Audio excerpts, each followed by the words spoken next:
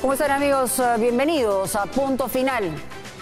En realidad tenemos que empezar con indignación, tenemos que empezar señalando que en estos casos, la verdad, nos avergonzamos de la irregularidad y de la ilegalidad en la que vivimos. Hemos sido testigos de un incendio que ha captado la atención de todo el país. Hay 4 desaparecidos, 2 identificados. Este incendio en la Galería Nicolini que se convirtió en un cajón de latón de la muerte. Tengo acá yo, en la mano, papeles de quienes son responsables de lo que ha ocurrido. Eso lo vamos a tener más adelante. Gente que compró el aire por pedacitos, lotizado, pero también tenemos al nombre de los dueños, de los apoderados, cuánto costó, cuánto se vendió, por qué se vendió de manera irregular, si ha sido trabado por embargo. Es decir, tenemos información respecto a las consecuencias de habernos tenido en vilo a todo el país, a todos los peruanos, una situación que nunca debió ocurrir.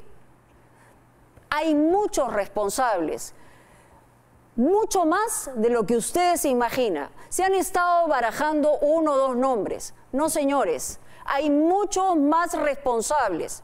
En un país en donde el 70% de la gente vive en la informalidad. A un chico de 20 años prende un fósforo, cae sobre el suelo lleno de tiner. 2 muchachos mueren, los hemos visto morir en ese latón de la muerte. ¿Por qué? Porque eran encerrados para trabajar, para ganar a la semana 200 soles, para exigirles que bambeen, que engañen. Por eso estamos así. Vamos a ir con la nota de Fabricio Escajadillo. En su modestia, la familia de uno de los peruanos muertos en el incendio de una galería del centro de Lima esta semana poco pudo reunir para velarlo.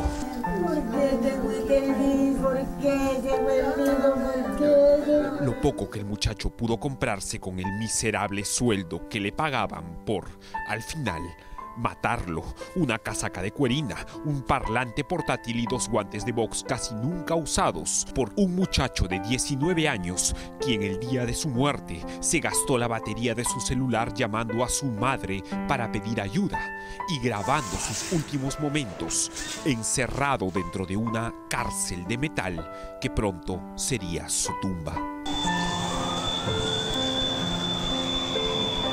Con el fondo de las sirenas de los bomberos, Jorge Luis Guamán no se desespera todavía.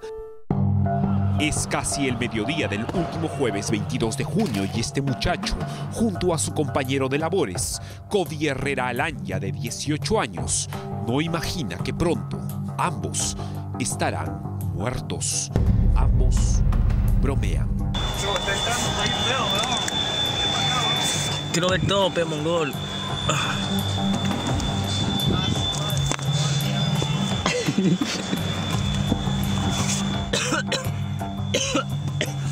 Pero poco después los muchachos empiezan a darse cuenta de la gravedad del asunto.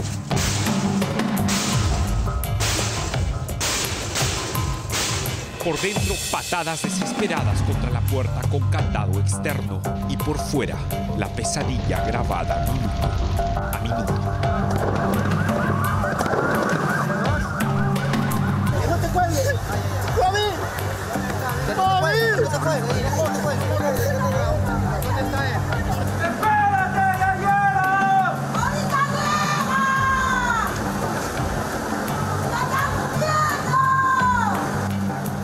La mano del hijo de doña Berta sosteniendo uno de los fluorescentes en algo que no se entiende bien qué es, si un inútil pedido de ayuda o el movimiento de quien poco a poco pierde el oxígeno. Está moviéndolo, agitándolo de un lado a otro, haciendo la señal que todavía está con vida, pero vemos que el fuego está muy cerca. Oh, ya entró el fuego. Entró, mira. ¿Qué lado estás, hijo? El último piso, pero ¿dónde? Ya lo sé, estoy ahí, pero ¿dónde? ¿Dónde? ¿En el quinto piso? ¿En qué lado? No me cortes la llamada, le rogaba el muchacho por el celular a su prima. Por favor, vayan a quitarle las llaves al dueño. Y esta mujer, frente a la madre del joven encerrado, impotentes ambas leyendo también los mensajes del chico, solo podía desesperarse. Quinto piso. ¿Quinto piso? No quiero nada.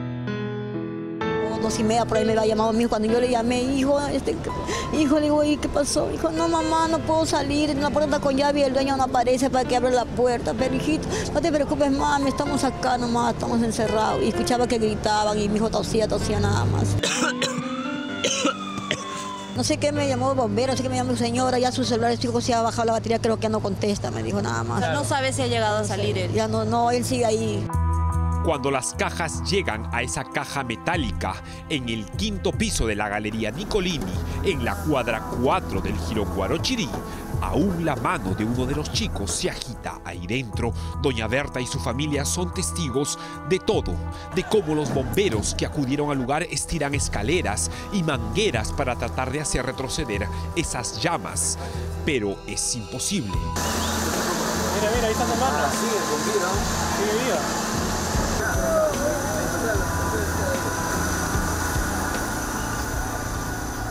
Viendo el sufrimiento de esta mujer sobre la ropa del cuerpo de su hijo que seguramente ya no existe más, nos preguntamos cómo es que funcionaba el negocio en la galería donde todo ocurrió. ¿Por qué motivo los dejaban encerrados? No sé, mi hijo, de todas maneras nos encierra, nosotros el señor, hace tiempo me dijo así, hijo, pero ¿por qué te encierran? No sé, mamá, ella los encierra. Yo le mandaba su comida porque coma adentro, mi hijo siempre. Él traía comida porque no puede salir afuera a comer. ¿Qué hizo que su hijo y las otras 3 personas desaparecidas, entre ellas un menor de 15 años, acabasen atrapados en medio de este incendio convertido, además de escombros y cenizas, en una vergüenza pública por las condiciones de trabajo que allí existían? Todo en esta galería era informal. Esa es la verdad. Ustedes pueden apreciar que hay 1, 2, 3, 4, 5 niveles y en la parte alta se aprecian contenedores. En algunos lugares hay hasta 4 niveles de contenedores. O sea, sobre el techo han hecho más almacenes aún. Los primeros pisos, los segundos pisos son tiendas y a partir de ahí todo es almacén. Pinturas, aerosoles, gases, líquidos inflamables, combustibles y todo eso genera este tipo de situaciones con temperaturas sumamente altas. En líquidos y gases combustibles como los que tenemos aquí, las temperaturas son superiores a los 1000 grados. En el velorio de Jorge Luis Guamán, amigos suyos se decidieron a contar la verdad. Chicos de su barrio captados alguna vez también para la misma labor esclavizante que acabó matando a su amigo. ¿Tú trabajabas con él al interior, sí? Trabajamos encerrados. No había ventana, era enrejado, se cerraban y había unas rejas. Por ahí nomás podía entrar el aire. No. ¿Hasta qué hora? Hasta las 6:30, 12, cuando ya se iba la luz. ¿Cuánto les pagaban por ese trabajo que realizaban? Pagaban menos del mínimo. Pagaban 20 soles, 25 soles para cada uno. No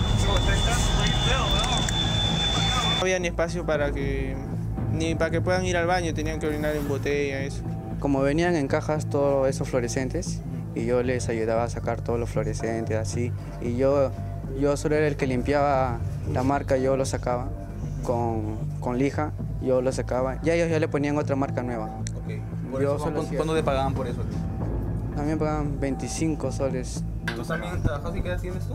17. Ahí también limpiaba la lija. También era testigo del momento de lo que encerraban a mis amigos. Ok, ¿tú lijabas esos nombres sí, ahí?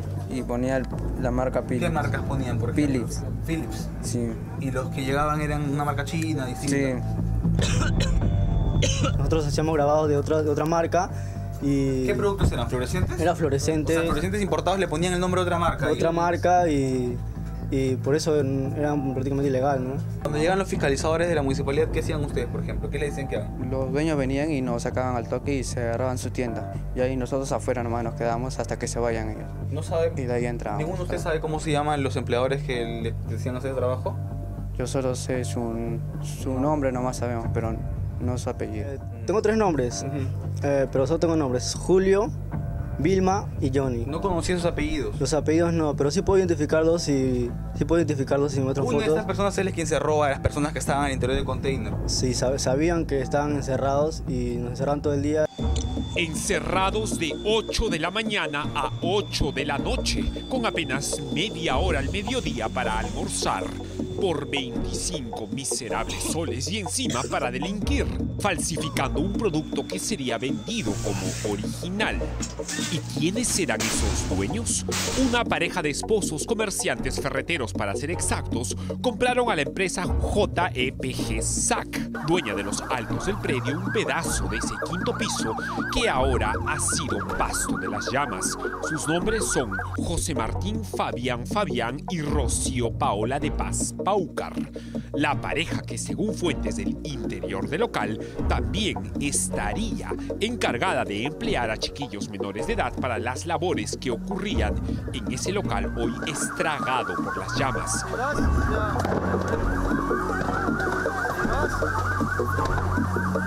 Según el documento de compraventa, el 28 de junio del año pasado la pareja adquirió 60 metros cuadrados del 5º piso del inmueble de la cuadra 4 del jirón Guarochirí. El precio desembolsado, 70.500 soles, dinero recibido por el representante de la empresa JEPG SAC, sobre quien ha recaído esta semana una denuncia penal de parte de la propia Municipalidad de Lima, ya que esta empresa, al parecer, seguía operando en la Galería Nicolini pese a que las autoridades de fiscalización habían decidido su clausura hace un par de semanas atrás. El predio donde sucedió el incidente estaba compuesto por 2 ambientes. Toda la primera planta cumplía con las disposiciones en materia de defensa civil. El problema surge en los niveles posteriores. Muchos de los stands del primer nivel alquilan como depósitos en el segundo y tercer nivel o cuarto nivel. El segundo, tercer y cuarto nivel es de propiedad de la empresa JEPG SAC, que tiene como gerente general al señor José Enrique López Ramírez y como apoderado al señor Juan Manuel Polar Rivera. Estos señores nunca permitieron la inspección por parte de fiscalización ni de defensa civil. Un gerente general y un apoderado que viven ambos en un exclusivo edificio del Golf de San Isidro, haciéndose millonarios con el trabajo de esclavos a los que se sometieron los hoy muertos dentro de ese container, en ese segundo, tercer, cuarto y 5º piso, cuyos ambientes eran utilizados al máximo. Probablemente si tú eres dueño de un almacén vas a querer que este ambiente esté totalmente copado de mercadería y venga la municipalidad y te diga no, este ambiente no puede estar totalmente copado, se necesita que haya un espacio de circulación donde van a estar la señalización, los extintores, vías de evacuación, etc. Interpreto que a estos comerciantes les debe incomodar esas disposiciones municipales. Es por eso que nunca nos permitieron acceder a supervisar estos ambientes internamente. Hasta que Defensa Civil logró ingresar a ese predio. ¿Qué determinaron ahí? Establece riesgo alto. Estas son las fotos originales de la diligencia de clausura de ese día, para que no digan que no hemos clausurado. La clausura de la Municipalidad de Lima ocurrió el pasado 9 de junio, pero un detalle, fue una clausura solo para el primer piso, un ambiente de uso público, pero no para los pisos siguientes que no eran abiertos a los compradores. A un depósito no ingresan las personas, o sea, no ingresa público. Si tú quieres ingresar a un depósito X, cualquiera, no te van a permitir los dueños. Y si es que yo fuerzo la puerta e ingreso, sí me denuncian por violación a domicilio. Cristian, ¿cuál es la salida? La salida legal en este caso era formular una denuncia ante la Fiscalía Penal por desobediencia y resistencia a la autoridad. Que no nos vengan con que los trabajadores del primer piso de esa galería quemada no sabían que arriba de sus cabezas se incumplía clamorosamente la norma. ¿Quién es el que va de la norma? ¿La municipalidad? Son los representantes de esta empresa, los dueños de la empresa. Me imagino que tendrán trabajadores, operarios. Nosotros no hemos evadido la norma. Probablemente la mayoría de los que vendían abajo llenaban arriba Todo con su mercadería, esa que luego hizo arder el predio, en donde incluso varios salvaron el pellejo descolgándose de los pisos altos, como este en el 5º piso. Un hombre grabado por los testigos estupefactos con las explosiones salidas de esas ventanas que se caían a pedazos.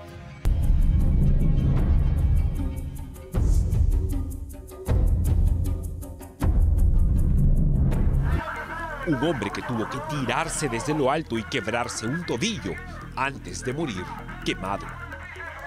Que esos señorones de sueldos jugosos responsables de la empresa acusada den la cara y, si son culpables, que se sometan a la ley.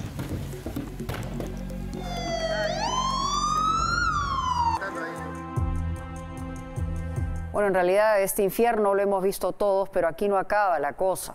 Hemos hablado de varios responsables de la historia de este edificio, que la compró efectivamente el señor Polar en el año 2008. Se la compró a Alicorp por una cantidad de $1.780.000. Era el conjunto de predios llamado Galería Nicolini. ¿Pero qué ha pasado?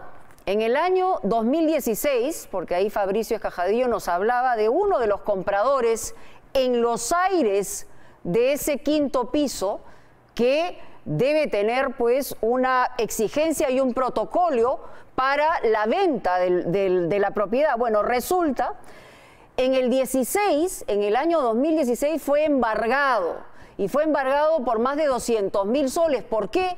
Porque no se había pagado impuestos. Pese a ello, se ha lotizado ese aire del edificio y se ha vendido por partecitas. Tenemos, por ejemplo, aquí en la mano, yo les mostraba una cantidad de documentos extraídos de SUNAR, donde se habla de la compra-venta de acciones y derechos. José Martín Fabián, que es el gerente general, le vende, por ejemplo, varios de estos lotizados a Rocío Paola de Paz Paucar, perdón, JPG, que es la que está vendiendo. Hay varios espacios vendidos a 14.000 soles, 84.000 soles. Tenemos aquí la venta que se ha dado un 3.95 del inmueble inscrito, la misma Rocío Paola, 83.760 soles, 144.000 soles a Lucía Apolinaria Guamaní, ¿no? Se ha ido vendiendo, y esto es también absolutamente regular. Tenemos como 10 o 12 pequeños empresarios que han comprado. ¿Por qué se vendía? ¿No? Esa es la pregunta. Para que los comerciantes puedan poner sus almacenes y sus containers, que no estaban en el año 2016, para que puedan guardar sus almacenes y hacer lo que hoy todos sabemos, ¿no? Las ventas se han producido entre febrero y marzo de este año. Es decir, son recientes. Por eso, cuando uno iba al mapa de Google, veía en el año 2015 esa galería y no tenía esos planchones en el 5º piso. En el año 17, es decir, este año hace poco, entre febrero y marzo, se ha vendido eso. Y ahí es donde se ha ido colocando de manera irregular estos almacenes, estos contenedores, estas planchas, que las iban subiendo por las noches y las edificaban. Parece que nadie las vio. ¿Para qué cosa eran? Para almacenar los productos que vendían, aparentemente, formalmente, en el 1er y 2º piso. Pero además, ahora sabemos que era para bambearlos. Los pobres muchachos que han sido sepultados por este incendio, devorados por este incendio, trabajaban con el candado puesto durante todo el día para que estos fluorescentes, que eran de fabricación china, los convirtieran aparentemente en marcas conocidas y reconocidas para venderlo a mayor precio. O sea, todo eso ha ocurrido en las narices de todo el mundo. También estos llamados o mal llamados emprendedores son responsables de lo que pasa. El dueño no ha dado la cara, el apoderado tampoco ha dado la cara. Y estos empresarios ahora están llorando su pérdida. Los empresarios no han dado la cara. En este momento todo el mundo se ha desaparecido. Los comerciantes que han perdido muchas cosas, hay muchos de ellos responsables también. Entonces hay que decirlo clarito. No se puede estar diciendo a media, digamos, a media voz. Aquí hay muchos responsables de lo que ha pasado esta semana. Tenemos más información para ver la cronología, porque es importante de la clausura, porque también se ha dicho que los representantes de la municipalidad no han hecho lo suficiente, y efectivamente no lo han hecho, pero la verdad hay que decirla también. El 12 de abril, y aquí lo tenemos, se realiza la inspección de defensa civil. El 20 de abril, ese mismo mes, el informe señala y recomienda la clausura porque no se estaban cumpliendo los protocolos mínimos de seguridad. El 23 de mayo, pocos días después, se clausura temporalmente hasta que se regularicen las infracciones. La verdad no sabríamos cómo, porque en realidad debió haber desde el principio una clausura definitiva. El 9 de junio clausuran el local por no haber levantado esas infracciones, o sea, le dan el 23 de mayo al 9 de junio. El 21 de junio se ratifica la clausura y se impone una multa que es risible, la verdad, por el tamaño de la desgracia que estamos viendo. Una multa de 8.000 soles, ¿no? Y si lo pagaban, volvían a abrirla, ¿no? En 5 días era la mitad, o sea, si pagaban a los 5 días le bajaban a 4.000 soles. Bueno, estos señores ni siquiera pagaron eso. Pero ustedes pueden imaginar el tamaño de la deuda con la desgracia de la cual estamos hablando el día de hoy. Bueno, el 22 de junio comienza el incendio y se produce este incendio, ¿no? El 23 de junio la municipalidad denuncia a JPG por exponer al peligro la vida de personas y resistencia a la autoridad. Yo he escuchado a más de una autoridad decir que no los dejaban entrar. Y entonces, las autoridades, ¿para qué están ahí? ¿Para que no entren? ¿Para no ejecutar la ley? ¿Para no exigir que se ejecute la ley? Si está a vista y paciencia lo que está ocurriendo. Sí, claro, empezaron a decir y hacer lo que tenían que hacer, pero no terminaron de hacerlo. Si no, esto se hubiera evitado. Pero vamos a ver otros documentos que creemos es importante y van a demostrar la irresponsabilidad del gerente general de esta empresa y el apoderado. Aquí está el señor Polar de Rivera Juan Manuel. Cuando fueron, este es un documento de fiscalización de la municipalidad. Cuando fueron, simplemente este señor no firmó, no quiso firmar, y así estamos. Este señor no ha habido. O sea, no lo han encontrado, no ha aparecido. Y claro, y después se van al Poder Judicial, ponen acciones de amparo, y ahí siguen funcionando como si no pasara nada. Este señor vive en uno de los mejores lugares de Lima. No es una persona que no sea ilustrada, no es una persona que haya salido de la pobreza. Es una persona que probablemente sabe lo que estaba pasando, ¿no? Eso también hay que decirlo con toda claridad. Ese es un documento importante. Pero después vuelve a ir la municipalidad y vuelve a no firmar el documento. Este es el gerente general, tampoco firma. Estaba ahí, no firmó. ¿No?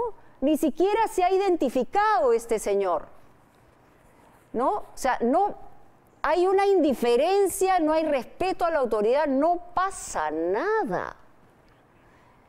Por eso, esta cultura de la que a mí me importa un bledo lo que pasa en el Perú, francamente tiene que terminar. Las autoridades tienen que hacerse respetar. Si no, ¿dónde estamos? O sea, cada vez que ocurren estas cosas, tenemos que estar comentándolo con todos ustedes porque de verdad parece que nosotros los que vivimos en la formalidad, los que pagamos impuestos, los que no le sacamos la vuelta a la ley, somos los raros, somos marcianos. El resto de gente, ¿qué cosa hace? Sacarle la vuelta a la ley y las autoridades no ejecutar la ley y después estar llorando sobre la leche derramada porque no hay otra manera de enfrentar esta situación. De verdad,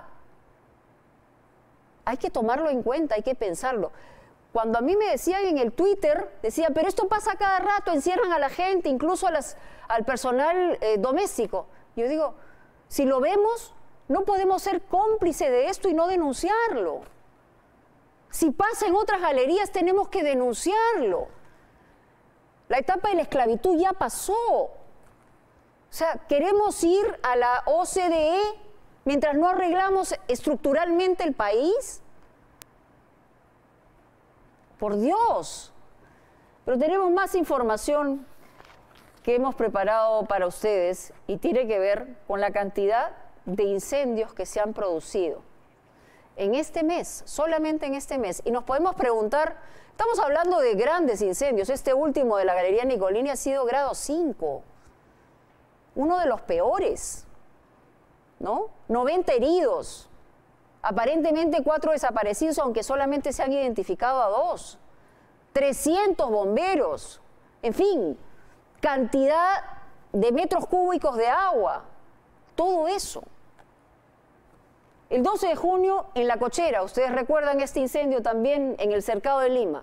El mismo 12 de junio en Pamelsa, en un almacén, ¿no? Galería, almacén, también en el Callao. El 13 de junio en una galería de zapatos en el cercado, ¿no? En 2 días, en realidad, el 16 de junio en Bellas Artes, cercado de Lima, otra vez, cerquita del Palacio de Gobierno, de la Municipalidad, del Congreso, de los poderes más importantes del país. 22 de junio en Nicolini, como lo hemos dicho, y el 22 de junio, el mismo día en el almacén de la Fiscalía en San Juan del Lurigancho. Entonces, en realidad, tenemos que profundizar y buscar las reformas necesarias para dejarse de ser un país chicha. Porque eso es lo que ocurre. Y si están pensando que esto ha sido provocado por manos externas, Dios mío, hay que mirar nomás cómo vivimos todos los días. Y ahí vamos a encontrar las respuestas. La informalidad y la ilegalidad están prácticamente en el mismo lugar.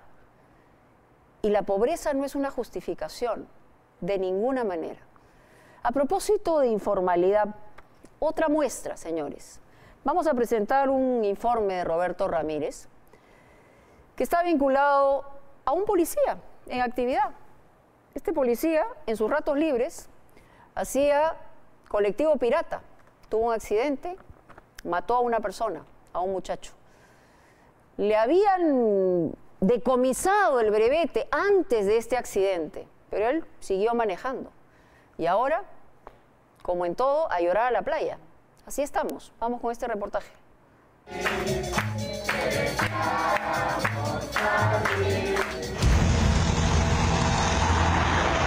Nos ubicamos a la altura del kilómetro 133 de la Panamericana Norte. Estamos viendo un auto, el cual se ha despistado.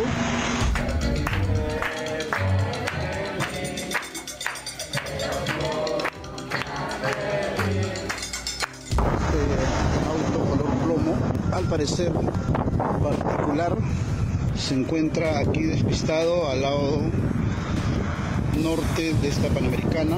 Vemos aquí el balón de gas, es de placa AUQ 147. Brian Pérez, estudiante de ingeniería automotriz, se subió a un colectivo pirata que era conducido por un policía en su día libre. Un policía que conducía con sueño. Un policía que conducía un colectivo informal con un brevete suspendido y a exceso de velocidad. Brian Pérez, estudiante de la Senati, tenía 18 años.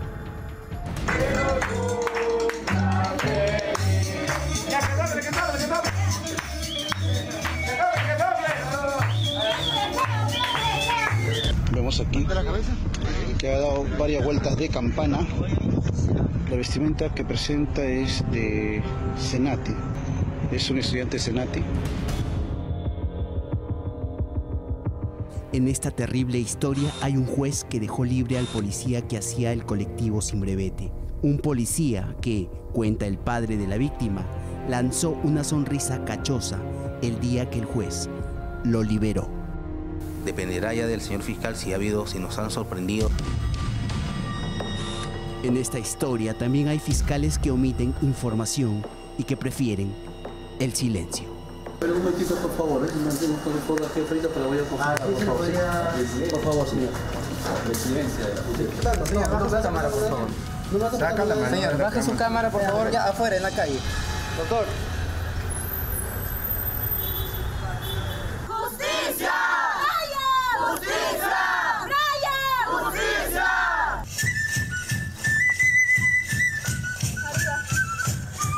¡Hey! ¡Brian Pérez!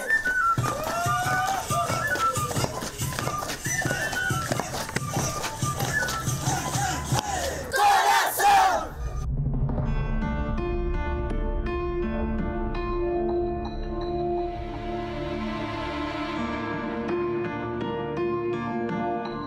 Además de bailar, Brian Pérez estudiaba.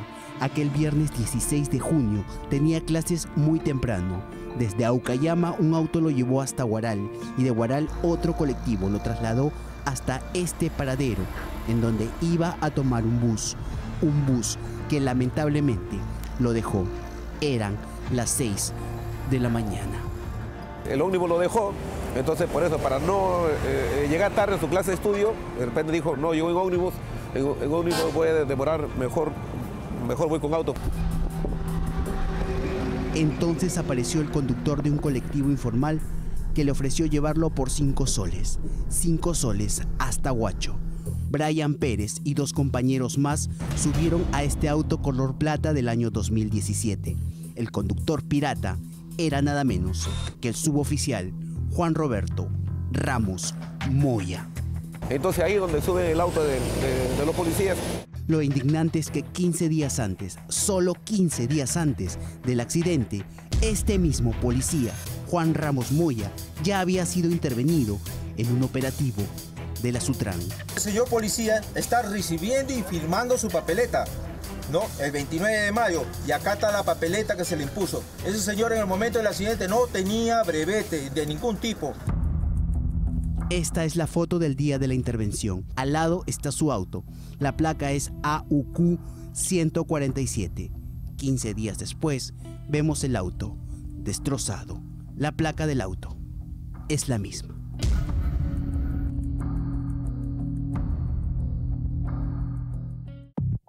A pesar de esta intervención, el suboficial Juan Ramos Moya seguía siendo colectivo informal. Nadie le decía nada. Sutran le aplicó una infracción F1 que se impone cuando el vehículo es empleado para realizar un servicio no autorizado. La licencia, según el reglamento, debe ser suspendida por 60 a 120 días. ¿Cómo hizo entonces Ramos Moya para seguir manejando con total impunidad? En este caso, alguien más habría sido cómplice de este suboficial. Gerardo Pérez es el padre de Brian Pérez. Era padre y madre. Su madre biológica solo lo visitó 4 veces en 17 años. Gerardo Pérez era su padre, su amigo, su confidente y su compañero de viajes. Brian Pérez tenía 18 años y le gustaban las danzas del Perú. No vamos a descansar hasta que logramos justicia. Esa persona que hizo esto no merece estar libre.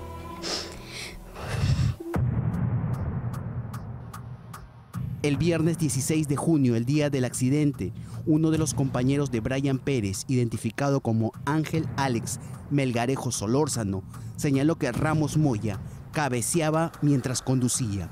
Un peritaje ha registrado que este policía conducía a más de 100 kilómetros por hora. El carro ha venido de allá, no, y ha caído acá. Y el carro de acá iba dando vuelta. Dando vuelta, dando vuelta y dando vuelta. ¿Estos son los vidrios del auto? Sí, estos son los vidrios del auto.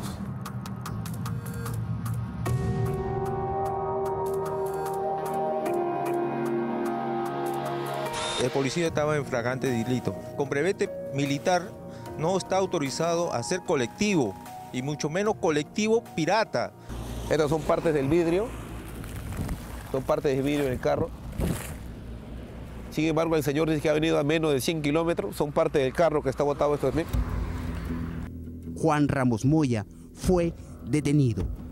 Sin embargo, la llamada justicia lo liberó de inmediato. Hemos considerado que no hay un peligro procesal, un peligro de fuga. Este hombre es un juez, el juez que liberó al policía colectivero. Su nombre es Galileo Galilei Mendoza. Tampoco no llevaba consigo el cinturón de seguridad. La culpa es la culpa del joven, sino también él se ha autopuesto en peligro. Preguntaría... ¿No le parece un argumento sumamente vil? No, no es un argumento vil. ¡Queremos justicia! ¡Queremos justicia! Pero la justicia es parte de un sistema y el juez resuelve con el informe fiscal. Nosotros le decimos al fiscal si tiene o no una infracción y el fiscal me dice no sé, no lo tiene. Y el abogado, señor abogado, el abogado, sí señor, no tiene, acá está, hemos impreso, nosotros hemos mostrado al SAC y el señor no tiene nada, es la primera vez. Entonces fuimos a la fiscalía a buscar al fiscal que firmó el requerimiento de prisión preventiva, un informe que omitió sospechosamente que el oficial Juan Ramos Moya tenía como antecedente una infracción aplicada por la Sutran hacía apenas 15 días atrás. Pero en la fiscalía no nos quisieron atender. ¿Usted es un periodista? Sí. Por favor, señor. Señor, baje su cámara, por favor. Saca la mano. Señor, baje su cámara, por favor. Afuera grave. Afuera grave, por favor. Ya, afuera, en la calle. Doctor, por unos medios nos hemos enterado que el señor tiene familia trabajando en la fiscalía. Esa es la imagen de la fiscalía y esta es la imagen de un padre desolado al lado del camino. Todas estas son parte del carro que se ha venido destrozando. Todos estos son parte del carro donde mi hijo viajaba, donde perdió la vida mi hijo. El auto, extrañamente, ya ha sido devuelto al policía. Oye, ¿y a quién le han entregado? ¿Sus familiares? Sus familiares le han entregado. Ah, ya le entregaron, ya. ¿Usted se enteró posteriormente de que le habían suspendido el brevete? Me estoy enterando ahorita por lo que usted vio. No le creo, doctor. La fiscalía, en un hecho que causa indignación, ni siquiera ha apelado la decisión del juez Galileo Galilei Mendoza. La fiscalía cree que 10.000 soles de reparación vale una vida humana. El carro ha venido dando vueltas. Todo esto, señor. Estas son las lunas del carro, del policía. Todo esto son sus cosas del carro. Mira hasta dónde ha molado las cosas del carro. Todas las cosas del carro. Todas las cosas del carro. Todas sus cosas del carro, por dónde ha molado. La luna del faro. El carro ha llegado por acá, ahí están los huecos donde el carro ha caído, ha venido dando vueltas. Estos son los pozos, los huecos que ha dejado ¿no? Donde ha ido dando volantín, los carros en vuelta en campana. Ha caído acá, ha llegado, siendo desparramando todas sus cosas, y acá ha sido su final. Mientras tanto, Gerardo Pérez sigue al lado del camino, entre fierros retorcidos, huellas de neumáticos, lunas hechas añicos, entre el arenal. Sigue buscando justicia, esa justicia que por más que escarba, no puede encontrar. Mi hijo ha salido volando. Mi hijo ha venido volando por los aires, por el aire.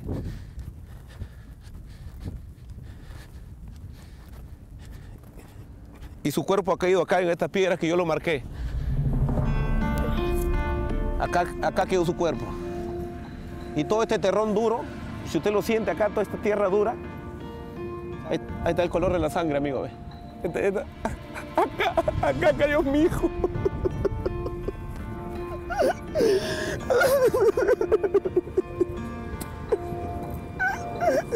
Acá su sangre, mi hijo, acá ha caído su sangre de mi hijo, su sangre de mi hijo. Mira, toma cómo está duro. Mírame la sangre de mi hijo. Esta es la sangre de mi hijo.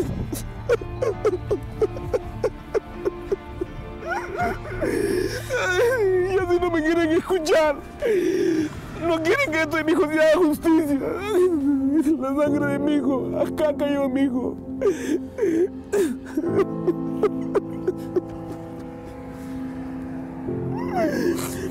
La sangre de mi hijo, mi Brian. Acá fue su destino. Juan Ramos Moya, el suboficial que debía hacer cumplir las leyes cuando estaba de servicio y las quebrantaba en su día libre, sigue laborando con total normalidad. Está trabajando en ramo formal, ¿no? Sí viene, pero acá con descanso pasivo. Descanso pasivo es que no sale. No sale. Un despiste judicial puede ser mortal y, sin lugar a dudas, causar mucho daño y mucho dolor. Hagan justicia, le pido en el nombre de mi nietecito Brian, por favor.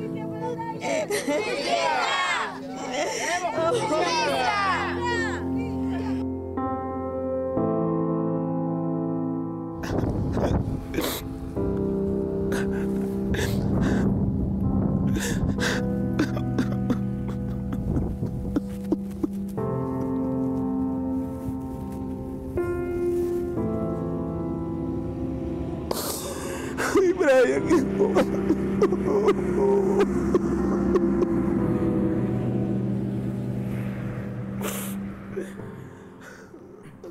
¿qué podemos decir frente a una imagen de esa naturaleza? Volvemos a hablar de la informalidad, de la no aplicación de la ley, del Poder Judicial que no hace su trabajo.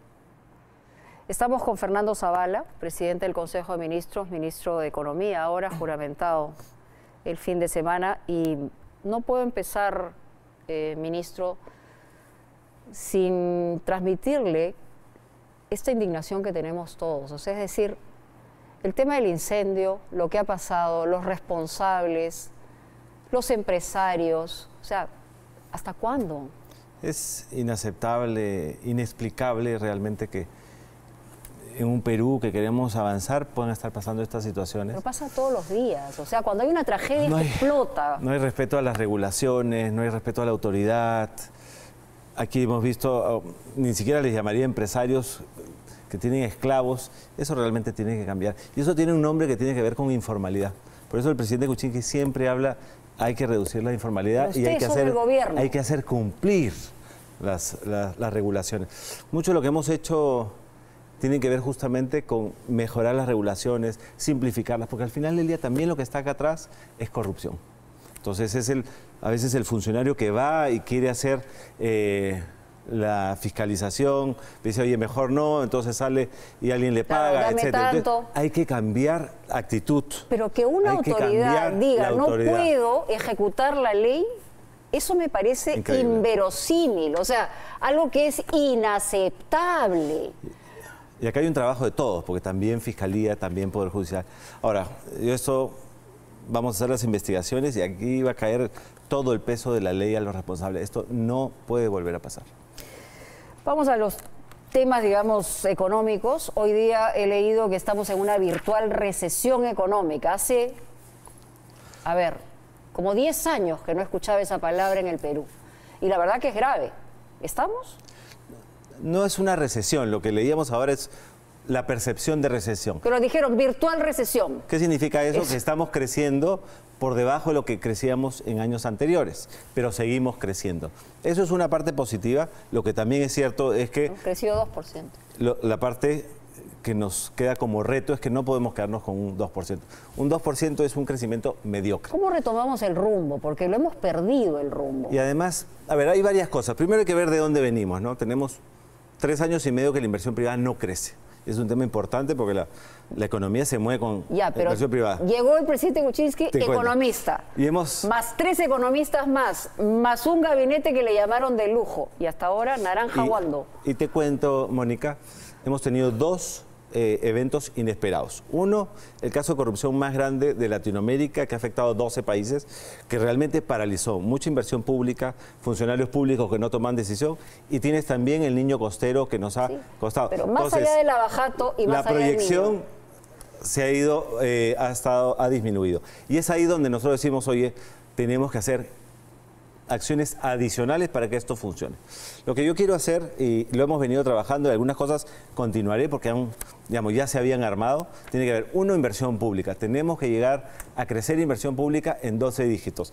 En los primeros 5 meses del año hemos estado en negativo, sin embargo, hacia junio, julio ya comienza a cambiar esta pendiente. Dígame una cosa, acá nos ve mucha gente que no necesariamente entiende de economía o macroeconomía, entiende de su bolsillo. Tenemos menos empleo, tenemos menos dinero en el bolsillo, digamos, con proyecciones muy bajas, con un ministro que estuvo desde el comienzo y vio el programa económico del gobierno. ¿Cuál es la diferencia que va a haber con usted? Usted ha dicho que tiene experiencia y efectivamente la tiene como ministro de Economía también, pero no deja el premierato. O sea, ¿qué vamos a ver de distinto a lo que hemos visto? A ver, creo que hay que diferenciar. Hemos tenido un entorno complicado. Y hay muchas medidas que se han estado tomando. Por ejemplo, oye, inversión pública, tenemos el plan para que se revierta a positivo. Inversión pública tiene que ser una locomotora. Y esa es inversión pública, además, no solo ejecutada a nivel del gobierno nacional, sino que tenemos que poner especial énfasis en aquella inversión pública que va a gobiernos regionales y locales. Y donde yo quiero ponerle especial énfasis es en reactivar lo que es la inversión privada. O sea, ¿la confianza está en la reconstrucción? Hay mucho de reconstrucción, pero también hay elementos en las otras regiones. Acá, acuérdense, la reconstrucción estamos hablando de 10. Ahora es importante la reconstrucción porque ahí tenemos plata adicional que hemos venido ahorrando hace muchos años, que se van a poner a disposición y que ya están los programas. Mira, ya tenemos aprobado temas de educación, infraestructura en salud, ya tenemos todo lo que es limpieza de ríos, ya tenemos las viviendas temporales. Entonces, la reconstrucción va a dar sus frutos en estos próximos meses. Tenemos otra inversión regional, pero acá también es importante la inversión privada, la que genera finalmente la mayor cantidad de empleos pero en el están Perú. paralizados, o sea, no quieren hacer absolutamente nada. Bueno, Y es se que están ahí están mirando a ver qué pasa, ¿no? Pero es también importante la señal que se le da desde el Poder Ejecutivo. Entonces nosotros decimos, oye, vamos a meterle más recursos a la inversión pública, vamos a facilitar más que se hagan negocios y vamos a impulsar algunos sectores que nos parecen, por ejemplo, cruciales. ¿Cuáles? Por ejemplo, para mí es la construcción. La construcción ha caído 20%, ¿no? El último mes cayó alrededor de 20% y hemos aprobado algo que se ha publicado el día de ayer, que tiene que ver con mejores condiciones para este Vivienda sistema social. que ha funcionado tan bien, que es Mi Vivienda. Pero le quitaron el pro bono, ahora se lo vuelven a poner. Y techo propio, y lo hemos mejorado. Y lo que estamos programando es casi 100.000 nuevas viviendas. Entonces, en construcción... ¿En cuánto tiempo? ¿En 3 años? Esos son en 3 años. Ya. Pero adicionalmente vienen algunos recursos adicionales. Hay otros temas sectoriales, para mí fundamentales. Por ejemplo, todo el tema de hidrocarburos. Tenemos, y ya estamos trabajando, esperamos lanzarlo en las próximas semanas, nuevas condiciones en términos de plazos, de regalías, para reactivar lo que es hidrocarburos. El tema extractivo que tiene que ver con la minería. Estamos hablando que tenemos 7.000 millones de dólares ya aprobados y nosotros tenemos que asegurar de hacerle... ¿Cómo hacemos con la protesta social? Tenemos que hacerle seguimiento uno a uno a estos proyectos. Tenemos que asegurar que el Estado da las condiciones, tenemos que asegurar que este desarrollo se va a hacer en armonía con el medio ambiente y también con armonía con la sociedad. Entonces, eso esperamos tener 3 o 4 anuncios importantes en los próximos meses. Eso es muy importante siempre y cuando tengamos una buena relación con el Poder Legislativo, una buena relación con los presidentes regionales y con la gente que está, digamos, vinculada a esta digamos, parte de minas o extracciones, etcétera, etcétera. El problema social, básicamente. ¿Cómo vamos a hacer con el tema del Poder Legislativo? Porque en realidad no es una canción de amor, como ha dicho PPK, no debe serlo, pero tampoco puede ser pues un enfrentamiento constante. Mira, digamos, yo creo que han habido errores de ambas partes. ¿Cuáles han sido los suyos? Algunos los del Ejecutivo. Digamos, yo creo que hemos podido explicar mejor en términos de algunos proyectos de ley. Quizás hemos debido ser más activos yendo y explicando los proyectos de ley que queríamos sacar, por qué se querían sacar y muchas veces explicarlo también a la sociedad civil y a la ciudadanía. Pero usted le dijo a los del Legislativo que estaban abusando de su poder. En algún momento yo dije que eso podría terminar en un abuso del poder. Yo sí creo que el Congreso tiene un rol fiscalizador importante, pero hay que asegurarse que sea rol fiscalizador, pero también que sea un rol de trabajar de la mano del Ejecutivo. Entonces yo sí creo que los dos hemos cometido errores, pero también creo que tenemos que aprender de esos errores para plantear una nueva agenda. Estamos terminando el primer año, han habido aciertos, han habido errores, hay que aprender de eso. Viene una etapa digamos, el Congreso va a parar un mes. Eso nos permite, digamos, establecer las prioridades. No, establecer las prioridades de uno y otro lado y decir, oye, la segunda legislatura empecemos con estos temas prioritarios. Los ministros que han salido, en realidad, muchos de los errores han sido del Ejecutivo. Por ejemplo, una obsesión con el tema chinchero acabó con la vida de Martín Vizcarra, una persona cercanísima. Bueno, después vino el tema del ministro del Amor, antes otro ministro censurado en el caso de Saavedra, y ahora el caso de Alfredo Torne. O sea, en realidad han habido situaciones que han sido propiciadas también por el propio Ejecutivo. Yo siempre he dicho, hay errores de ambas partes y yo creo que hay que aprender de esos errores si queremos tener un futuro diferente. Para mí ese futuro diferente es, oye, establezcamos una agenda de trabajo, tanto legislativo como ejecutivo. Es un segundo año, creo que podemos hacerlo. Nosotros tenemos un plan económico que ahora va a ser fortalecido con algunas medidas adicionales que vamos a tomar y creo que todos tenemos que poner el hombro para que esto realmente funcione. ¿Van a indultar a Alberto Fujimori el 28 de julio, como dicen? Lo he repetido varias veces, no es un tema de la agenda política. Pero lo ha sacado el propio presidente, ¿no? Hay un tema... No es que lo ha sacado el propio presidente, se lo han preguntado. Pero cuando se lo preguntan puede decir no voy a hacer comentarios. O sea, no le preguntan para que lo obliguen a responder. Tú sabes cómo es el periodismo, no te dejan con esa pregunta nada más. Y sabemos también cuando son políticos cómo deben responder. O sea, yo creo que, digamos, tiene que diferenciarse. Hay una agenda política donde no está este tema y hay el tema del indulto monetario que se tendrá que evaluar dentro del contexto de salud. Ministro, como le agradecemos muchísimo. Gracias por estar aquí. Gracias. Muy buena suerte. Gracias. Tiene un tremendo trabajo por delante. Y los peruanos queremos un país diferente. Efectivamente, queremos un país diferente. Hacia eso vamos. Vamos a hacer una pausa, amigos, y venimos con mucho más información. Una negligencia en el Sabogal. Entró una chica con una infección urinaria y está hoy en estado vegetal. Ya regresamos.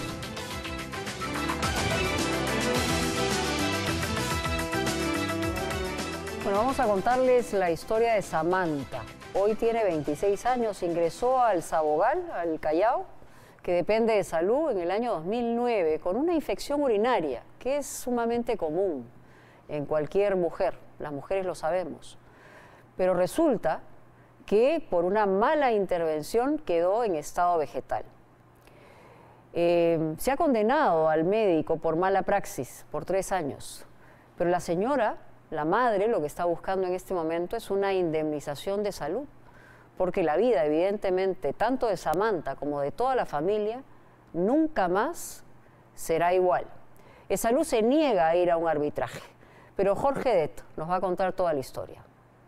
Samantha era una niña feliz.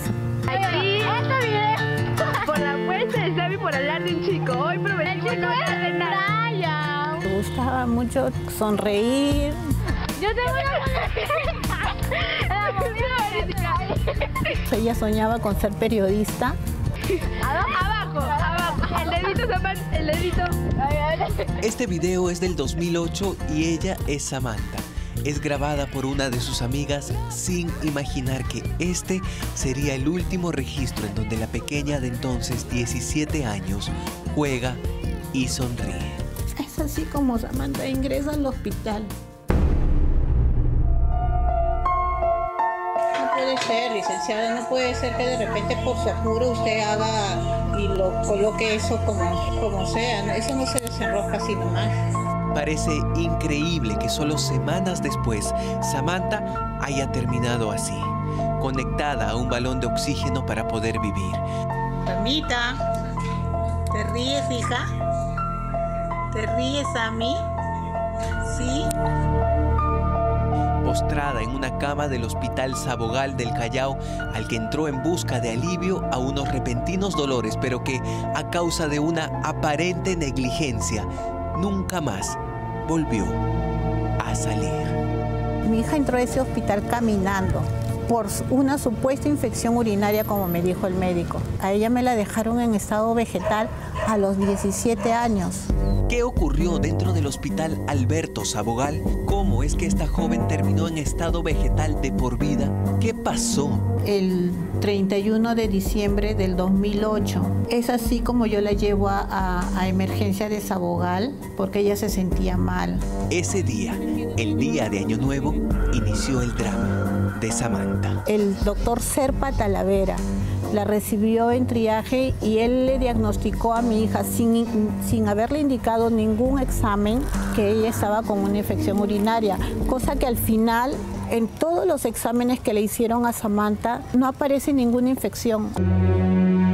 Alonso Cristian Serpa Talavera es el médico que atendió a Samantha por primera vez y que, según la madre, le diagnosticó a su hija una infección urinaria solo con mirarla.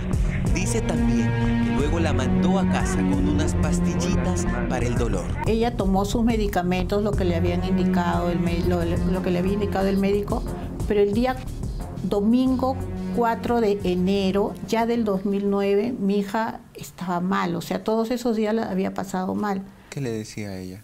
Que le dolía mucho la parte de la cintura, la parte de atrás.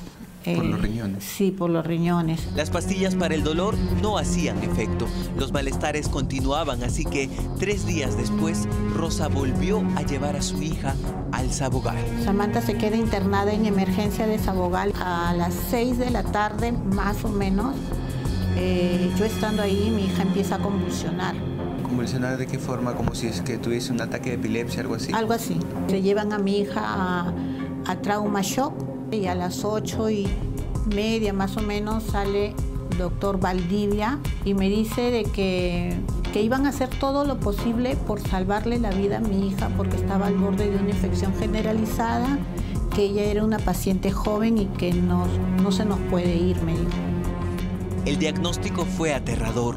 Samantha se debatía entre la vida y la muerte, pero a la mañana siguiente, el doctor Serpa Talavera, sí, el mismo de las pastillitas para el dolor, le dio de alta y nuevamente la envió a casa. O sea, ella la habían ingresado a trauma shock cuando convulsiona por primera vez y un médico me dijo que iban a tratar de salvarle la vida porque ella estaba al borde de una infección generalizada.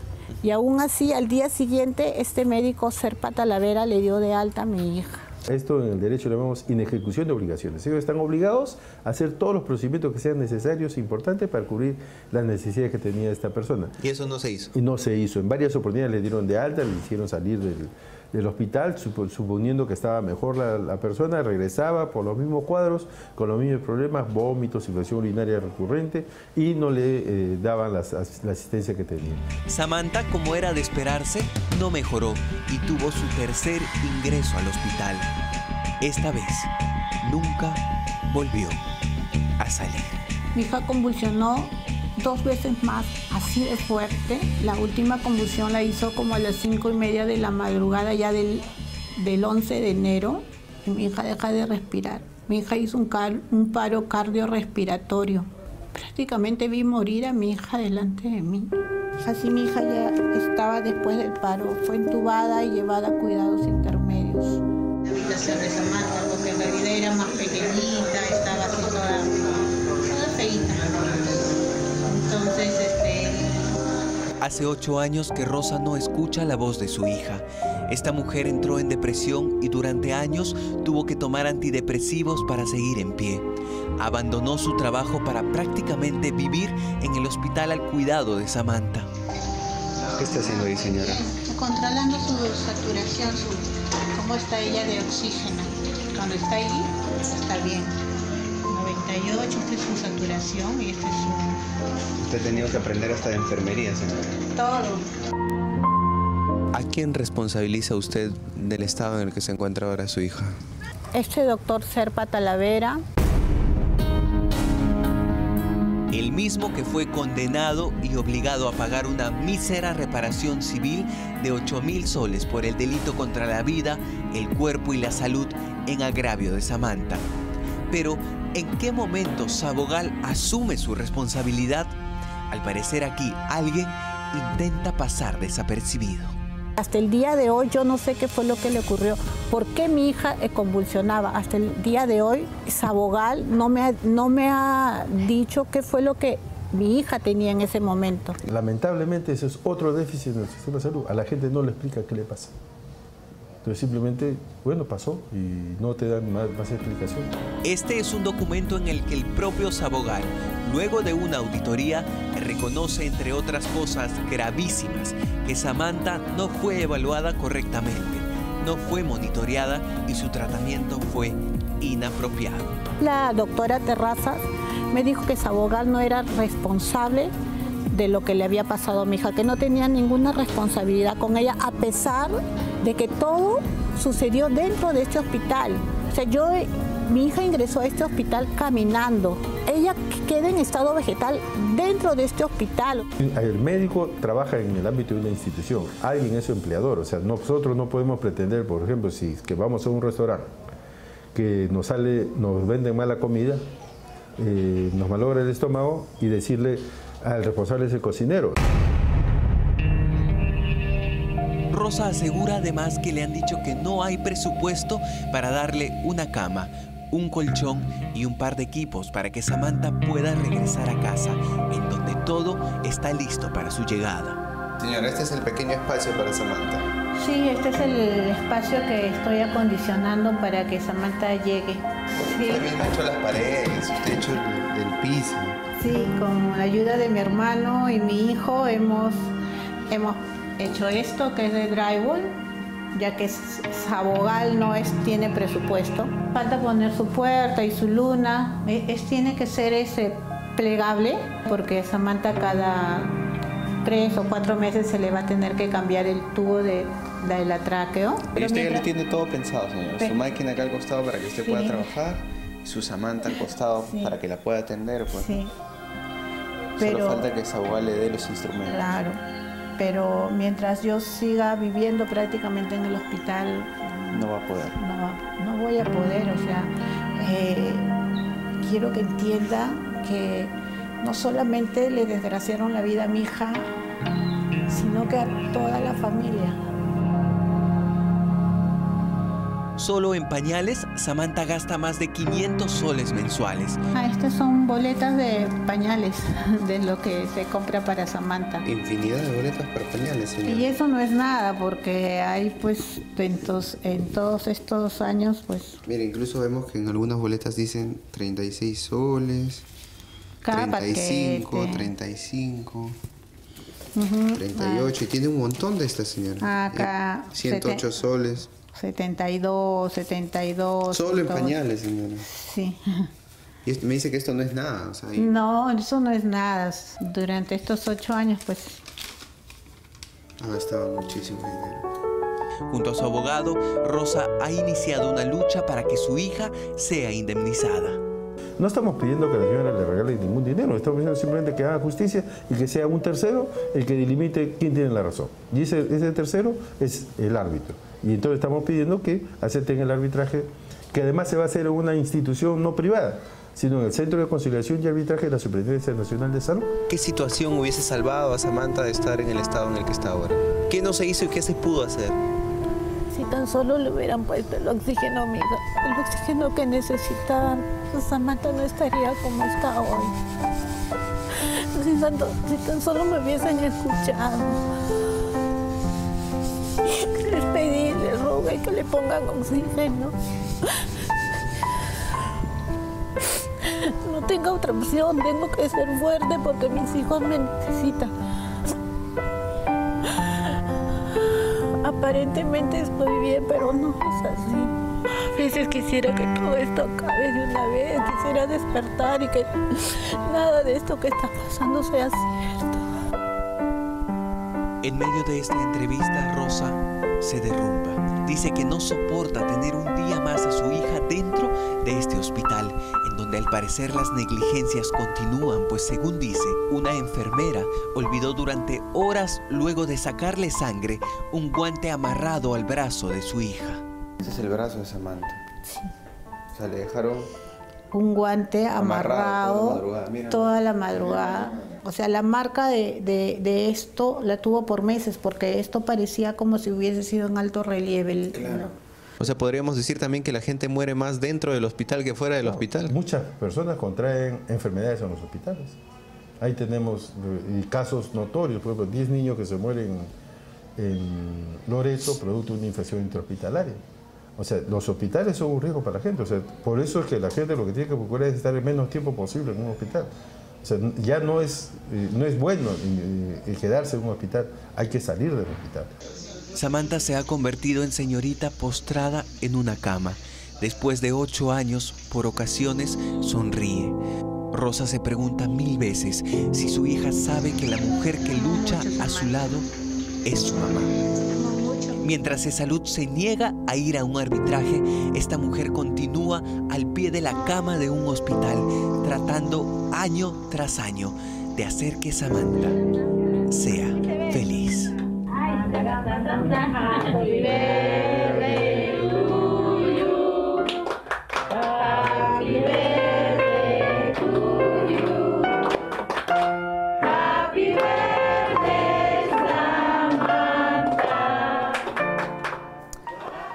En realidad, Esalud debería reconocer lo que ha ocurrido y aceptar las consecuencias. Está en ese estado vegetal y no podrá volver ni a cantar, ni a bailar, ni a hablar con su madre. Su madre estará siempre al pie de su cama. Y el comunicado que ha enviado Esalud nos parece pertinente, pero lo cierto es que no alcanza. ¿Qué cosa dice el comunicado? Que va a plantear el alta de la paciente para continuar su tratamiento en el domicilio. Ya hemos visto las modificaciones en la casa que la señora está pagando, la madre de Samantha, para poder llevar a su hija en esas condiciones.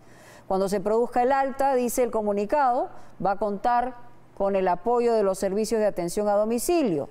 La paciente presenta secuelas neurológicas y acá identifican el problema, pero que fue producido por mala praxis, no hay que olvidarlo. Y es encefalitis viral. Esto ocurrió en el año 2009. Desde entonces está exactamente como la vemos, Samantha. En el año 2011, la mamá de Samantha, luchadora ella, inicia un proceso ante el Poder Judicial en el que culmina con una sentencia confirmada, como le hemos señalado, pero es una prisión suspendida de 3 años al médico. Pero en enero del 2017, porque vemos la cantidad de dinero que se gasta permanentemente para una persona en ese estado, ha solicitado la madre de Samantha el comienzo de un procedimiento arbitral. Pero ¿qué cosa dice Salud? ¿No? Que los extremos de esto no han sido notificados de Salud. Para un arbitraje se requieren la aceptación de ambas partes. Y aparentemente Salud no ha aceptado ser parte de este arbitraje. Por eso es que no ha procedido y no se ha llevado adelante. En todo caso, qué bueno que por lo menos los servicios y la atención médica esté ahí.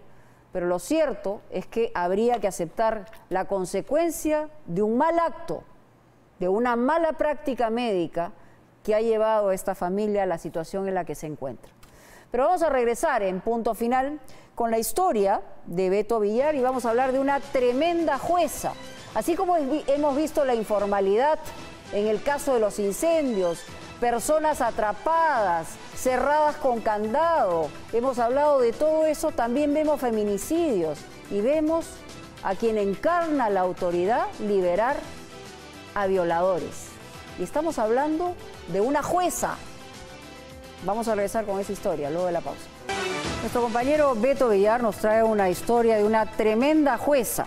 Ella es Judith Cueva Calle y ha dejado libres a 2 sujetos acusados de violación. Esta es la historia.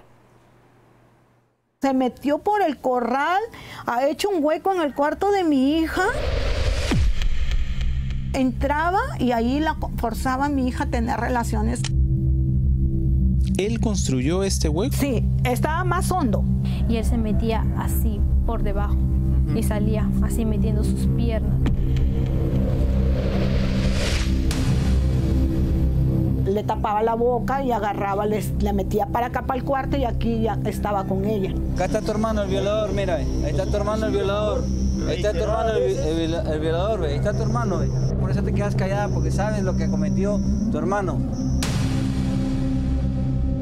Quiero que ese hombre esté libre, ya no quiero porque me va a matar y yo sé que si no, él no me mata, yo me voy a matar. La había atacado con tal malicia que las huellas de las mordeduras siguen ahí después de 3 semanas. Su nariz está hinchada por los puñetazos que recibió en un hostal de Piura la mañana del 3 de junio pasado.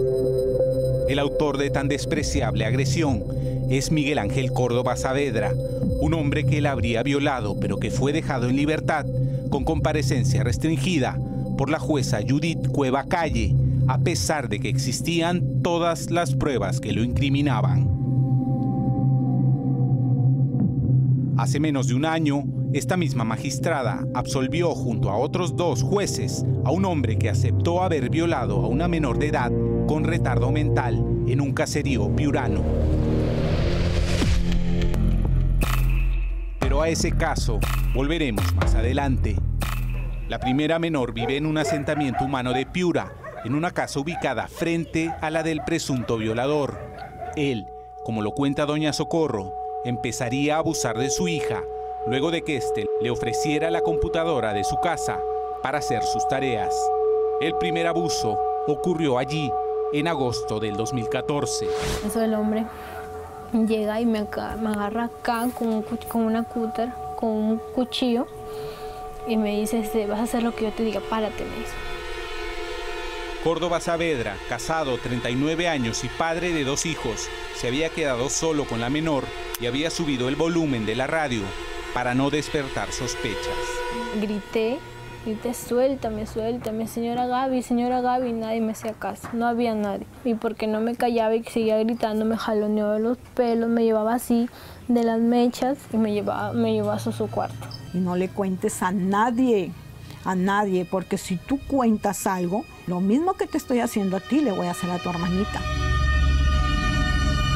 Córdoba, por lo demás, tenía todo calculado en ese perverso juego de abusos. Venía el señor, todas las tardes venía a acercarse a mi casa, a prestarme la palana, a prestarme el inflador, cualquier cosa que quería un favor venía acá a molestarme.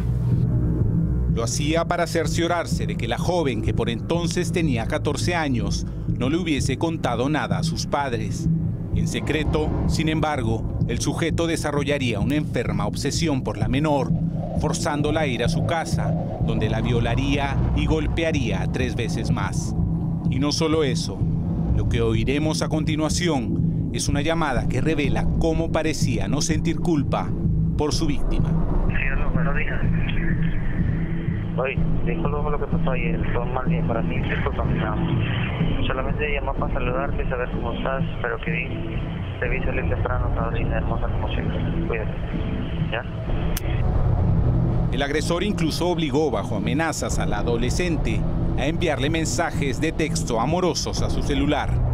Me decía que yo le responda, amor, ¿qué haces? ¿Qué haces que no me contestas? Los mensajes tenían para él un siniestro objetivo.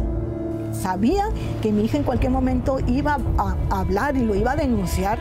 Quería tirar todo abajo y decir que la menor de edad lo acosaba, que la menor de edad lo seducía y que ahí estaba. Y eso es lo que hizo.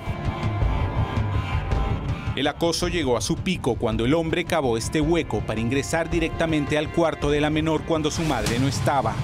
Allí abusó 2 veces de ella y, presa de las amenazas, la joven siguió callando hasta mayo del 2015, 9 meses después de que empezó todo, cuando le contó a su madre el calvario que vivía.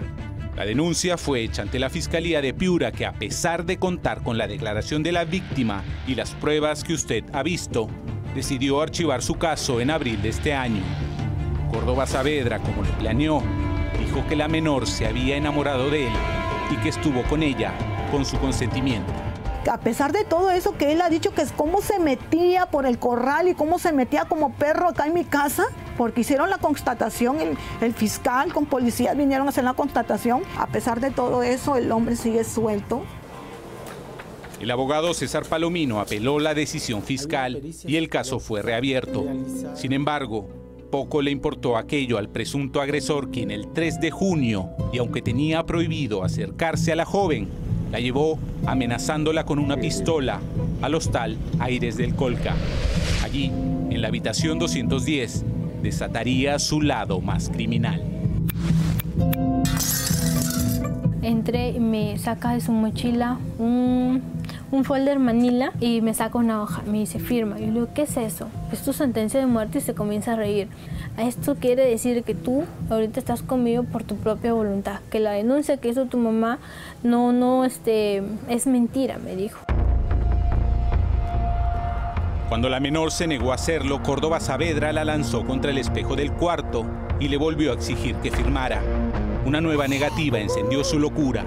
La golpeó y mordió en los muslos y, no contento con ello, la violó, según la evaluación médica de la nueva denuncia que interpuso la familia tras el hecho. En este hostal, como lo pudimos comprobar, cualquiera puede llevar a una menor y entrar sin problemas. ¿Qué tal? ¿Qué es habitación?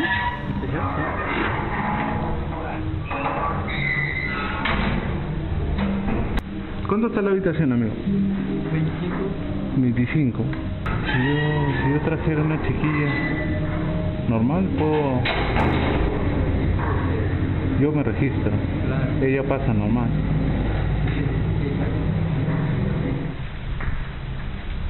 El cuartelero nos pide ser cautos, pues aún tiene fresco en su memoria el caso que investigamos.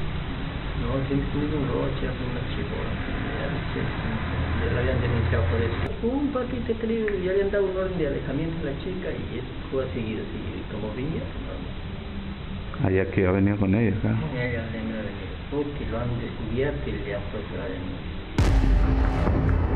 Al día siguiente de la violación, Córdoba Saavedra fue capturado en su casa y es aquí cuando la menor, ahora de 17 años, recibiría otro golpe, esta vez de la justicia. El 8 de junio, 4 días después de su detención, así salía Miguel Ángel Córdoba de la sede del Poder Judicial de Piura. La policía contenía la rabia de los familiares de la menor, luego de que la jueza Judith Cueva Calle, del segundo juzgado de investigación preparatoria, le diera libertad restringida al sujeto.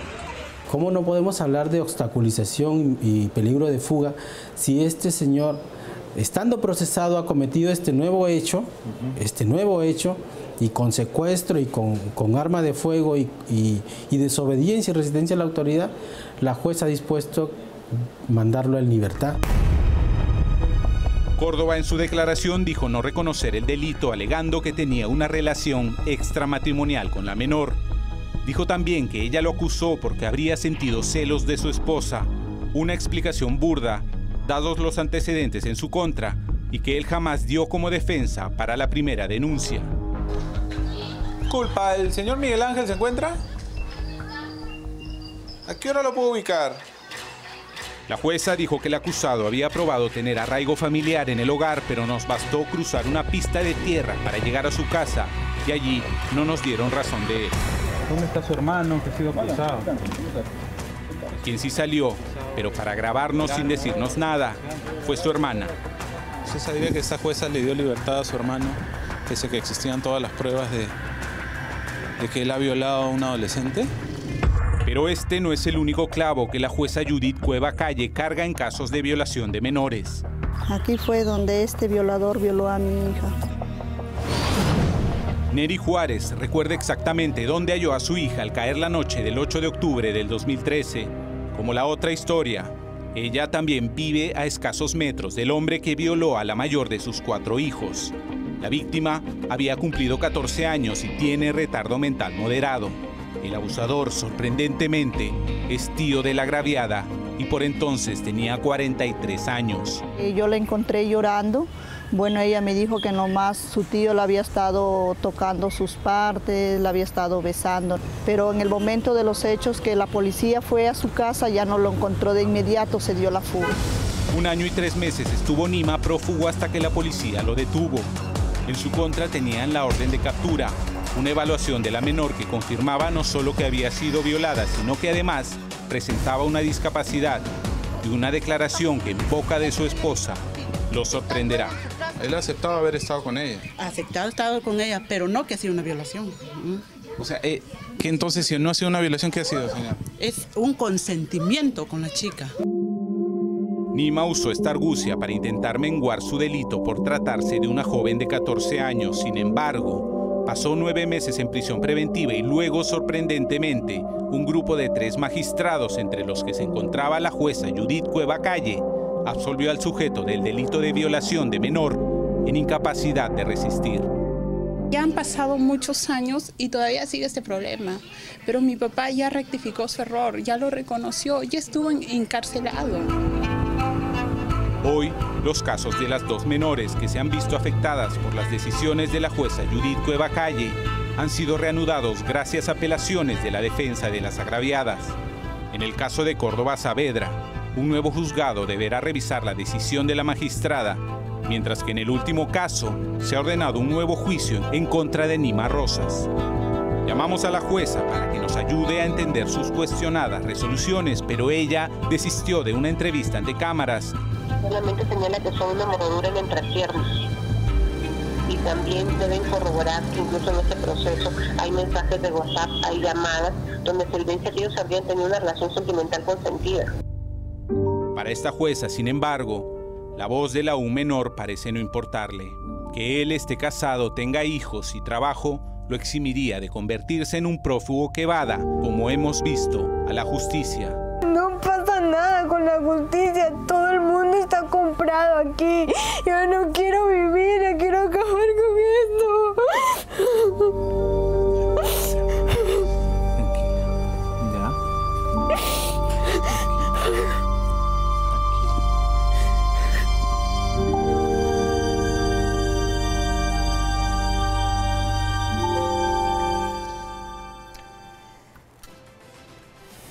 ¿Cómo está creciendo la gente aquí? Pensando evidentemente que la justicia no sirve para nada, que las juezas dejan liberados a monstruos pervertidos, violadores. Esto es parte de la indignación de la gente, que no le da la sanción correspondiente a estos presuntos violadores, que se ha demostrado con creces, más que indicios, de que efectivamente han abusado sexualmente de estas menores. Aquí hablamos de errores, hablamos de delitos, de crímenes.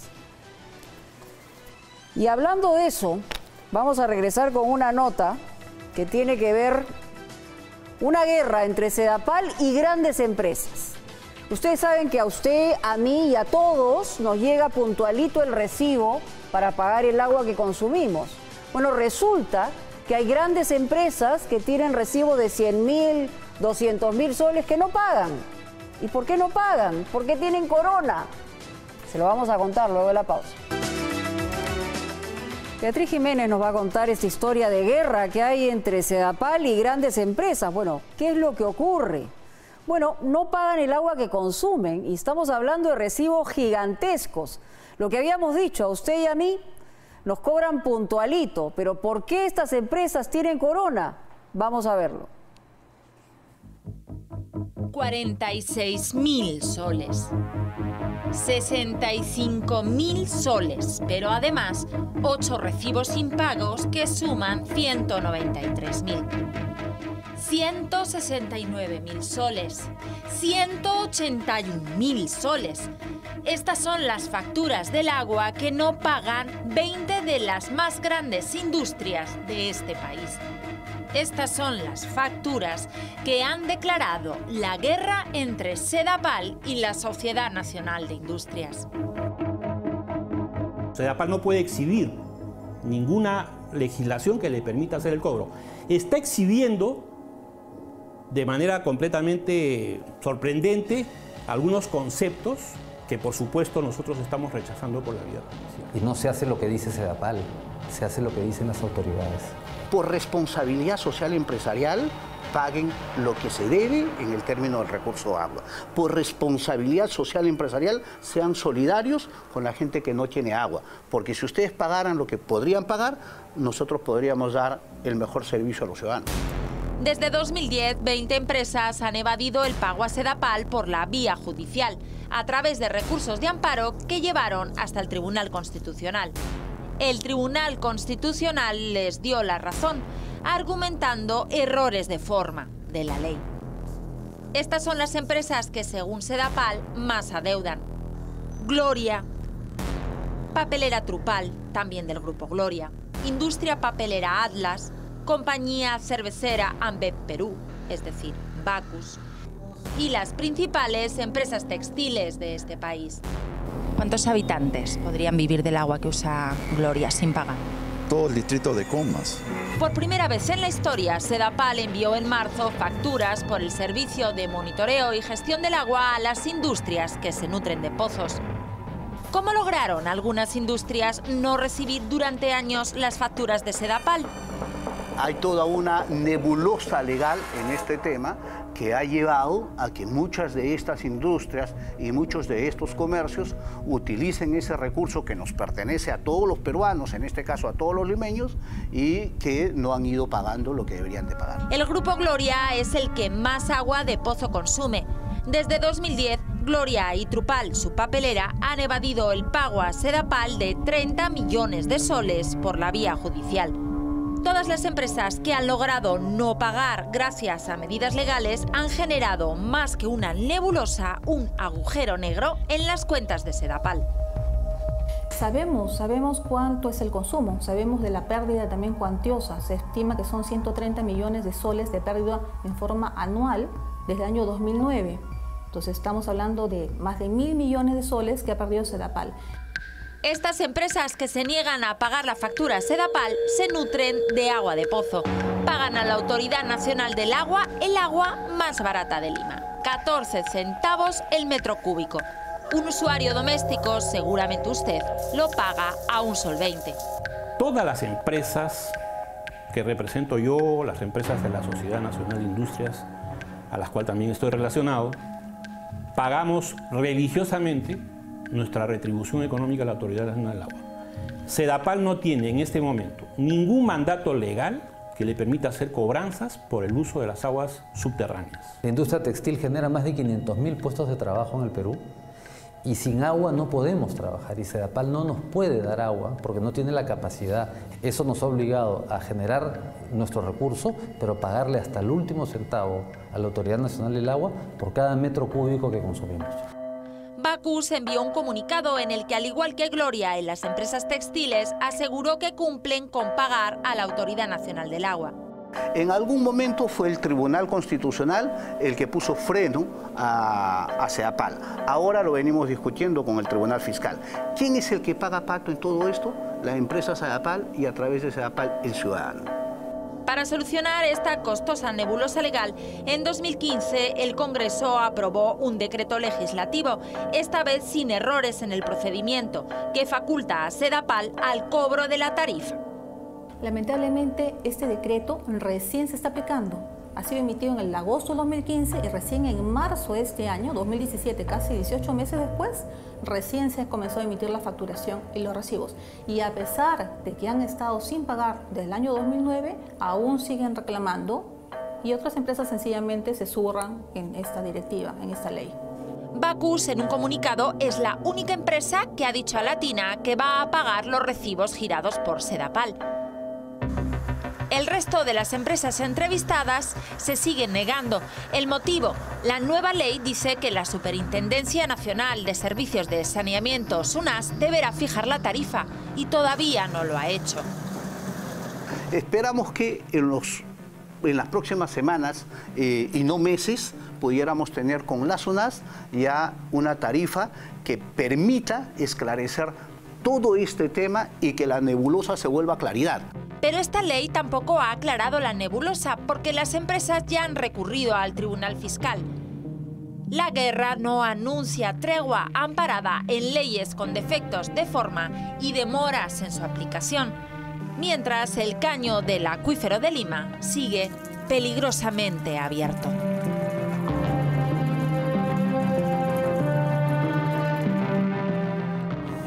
Bueno, veremos si finalmente pagan lo que tienen que pagar. Y en realidad la ley tiene que ser equitativa e igual para todos.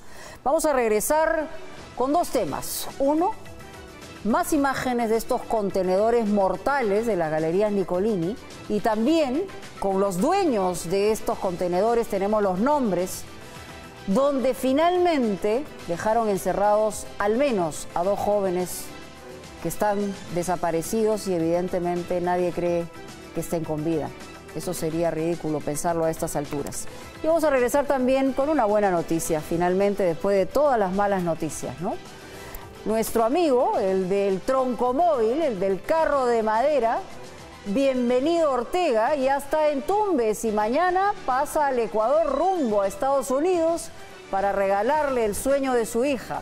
Este carro preparado especialmente por él, construido totalmente de madera. Regresamos con todo eso en Punto Final. Bien, tenemos unas imágenes justamente de estos contenedores que fueron edificados de manera clandestina e irregular. Ahí vemos la imagen desde el aire. ¿Y quiénes son los dueños? Lo decíamos al principio del programa. Pero resulta que por lo menos 7 de estas lotizaciones y estos planchones que han edificado estos contenedores, que al final han terminado siendo una trampa mortal, donde al menos 2 personas han fallecido. Bueno, es la sociedad conyugal de José Martín Fabián y Rocío Paola de Paz Paucar. Ellos al menos, como les decimos, han comprado 6 de estas lotizaciones que van entre 5%, 3% de los aires que, como hemos dicho, vendieron a estos empresarios. Pero no es que han pagado poco dinero, estamos hablando de más de 500.000 soles que han pagado estos empresarios, o sea, manejo de dinero tiene. Pero, ¿quiénes son los otros propietarios? Es Santos Marineira Ramos, que es soltera. Ella pagó 86.998 soles por uno de estos predios en el aire, en el 5º piso, que, como hemos dicho, es una edificación totalmente irregular. El otro es Jorge Huacantara Quispe, que compró el 5.59% de acciones y derechos de este inmueble, que, como ya hemos dicho, también había sido embargado por no pagar los impuestos al dueño, al señor Polar, quien no ha aparecido en toda esta circunstancia hasta ahora. Estamos esperando que responda y que declare. La compra-venta de otras acciones está a nombre de Lucía Apolinaria Guamaní Díaz. Ella compró un predio 3.16%, pero le costó más caro, 144.000 soles. Imagínense la cantidad de plata que se ha traficado aquí con la venta de estos aires y la edificación de estos contenedores. El otro es Freddy Fausto Pablo Zulca y Jenny Soto Guaranca, también una sociedad conyugal, y Ana María Calderón Coaguilla y Antonio Francisco Flores, conformada también como sociedad conyugal, que pagaron estos últimos 98.000 soles por 11.46% de acciones y derechos. En fin, vamos a una buena noticia, ¿no?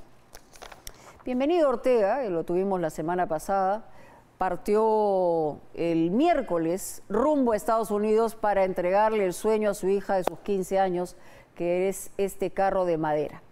Ya nos han informado que está prácticamente en la frontera con Ecuador. Mañana debe estar pasando hacia Ecuador, está en Tumbes. Por donde ha pasado ha sido muy bien recibido. Pero tenemos el recorrido de este amigo del troncomóvil. Soy Bienvenido Ortega, señores. Estoy acá en Chiclayo, en la Plaza de Armas de Chiclayo. A bordo de su auto de madera llegó a Chiclayo y nos envió este video. Jorge Dedi, Punto Final. Te estoy mandando todo lo que me ha prometido. Me le doy un saludo a la señora Mónica Delta y que estamos acá en Chiclayo. De acá voy a Piura. De Piura estaré en Tumbes y yo creo que estaré cruzando mañana a Ecuador. Saludos desde la gente de Chiclayo. Suertes y bendiciones al amigo Ortega en su viaje. Ahí estaba con la gente de Chiclayo. Bueno, se vino uno de Barranca, acá con el carrito de madera, ¿no?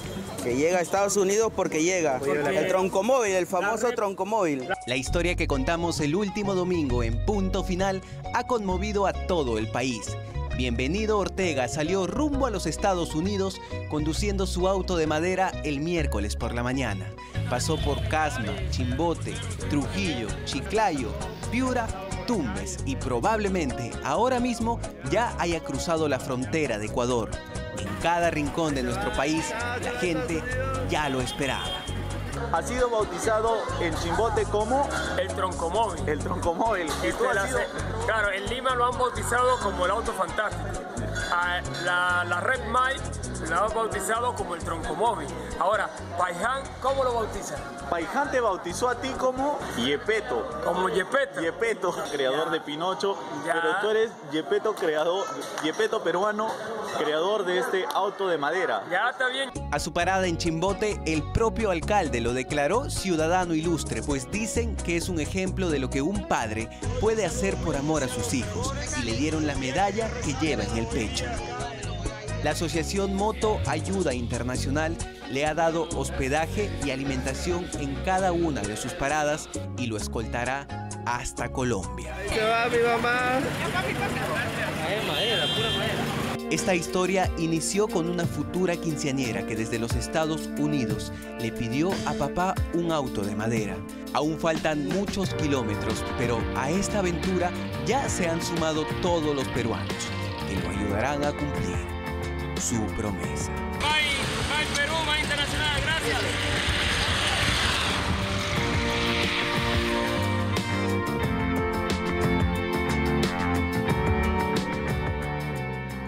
Le damos aliento a Bienvenido para que siga su curso y llegue hasta los Estados Unidos. Ya regresamos, amigos.